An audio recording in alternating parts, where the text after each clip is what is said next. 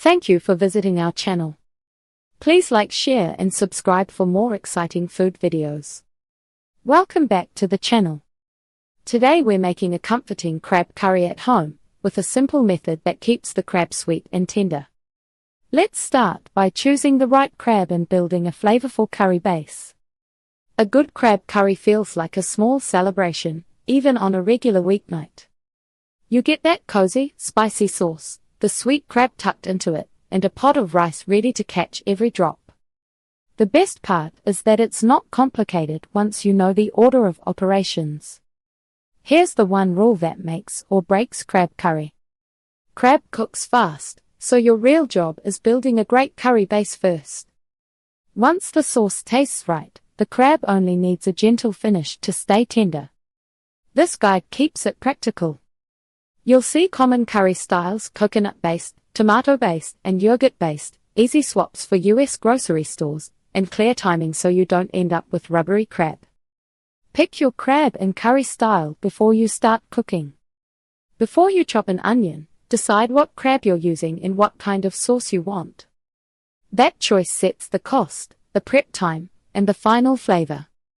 If you're shopping in the US, you'll usually see a mix of fresh whole crab, often blue crab or Dungeness depending on the coast, frozen crab sections at the seafood counter, and tubs of pasteurized crab meat in the refrigerated case.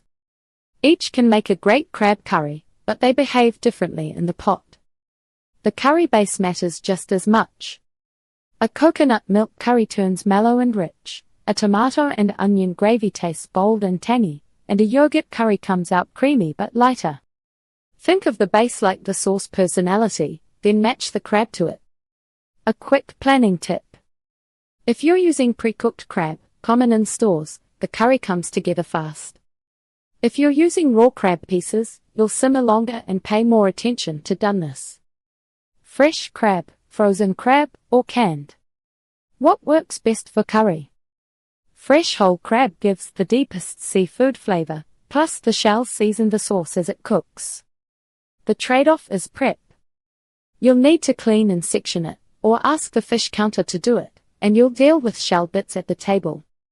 Frozen cleaned crab pieces are the sweet spot for many home cooks.